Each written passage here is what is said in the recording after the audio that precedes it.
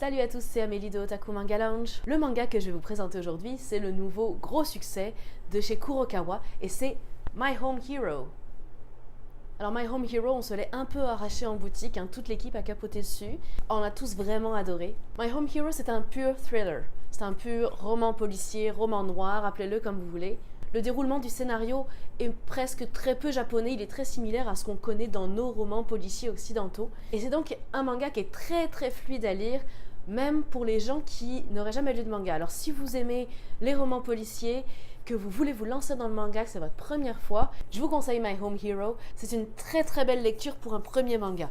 Et puis si vous êtes déjà fan de manga, vous allez aussi retrouver tout le côté japonais puisque ça se passe dans le monde des Yakuza. Alors je dis dans le monde des Yakuza, mais c'est pas tout à fait ça. On suit la vie d'un homme ordinaire, un salaryman d'une quarantaine d'années, japonais, tout ce qu'il y a de plus banal, marié. Il a une fille qui vient de partir à l'université, qui s'est installée en appartement. Et puis pas très courageux, pas très viril, pas très sûr de ses choix au quotidien. Bref, il se laisse un petit peu porter par la vie plus qu'autre chose. Cet homme, il a deux passions dans la vie. Premièrement, les romans policiers. Et deuxièmement, surtout plus que tout, sa fille chérie. C'est un vrai papa poule, le plus grand fan de sa fille. Et donc depuis qu'elle est partie en appartement, comme tout papa poule qui se respecte, il est inquiet, il se demande ce qu'elle fait de sa vie, comment elle occupe ses journées quand elle n'est pas à l'université. Est-ce qu'elle a un chum? Ouf, ça c'est difficile quand il y pense, le premier chum de sa fille, ouf, ça l'inquiète vraiment. Bref, tous les prétextes sont bons pour passer voir sa fille et prendre de ses nouvelles. Et un jour, qu'il est dans le coin pour des raisons professionnelles, il propose à sa fille d'aller luncher avec lui. Quand elle arrive, elle porte un masque sur la bouche. Vous savez, ces masques que les Japonais portent souvent devant la bouche.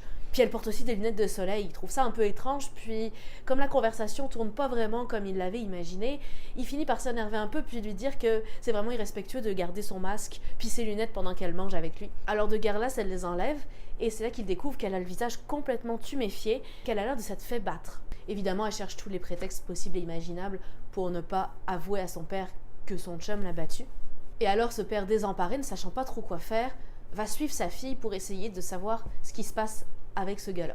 Il va retrouver rapidement le coupable, et contre toute attente, cet homme qui n'avait jamais rien fait d'héroïque dans sa vie va décider de se mettre lui-même en danger pour sauver sa fille, et va prendre une décision qui va irrévocablement changer le cours de sa vie. C'est aussi cette décision qui va le mener aux prises avec des Yakuza. Je vous en dis pas plus sur l'histoire. Le suspense est à son comble tout au long de ce premier volume. Le scénario est très bien réalisé. Beaucoup de passages sont des passages narratifs qui nous relatent les pensées de notre personnage principal et tout le développement psychologique auquel il va faire face pendant les épreuves qu'il traverse. Et on a vraiment l'impression de lire un roman policier tout au long de ce premier volume. Inutile de préciser bien sûr qu'on a vraiment envie de savoir la suite. En plus, ce scénario profondément réaliste auquel chacun de nous peut s'identifier est soutenu par un dessin aux traits extrêmement réalistes, ce qui vient encore renforcer l'action et nous amener toujours un peu plus loin dans l'univers.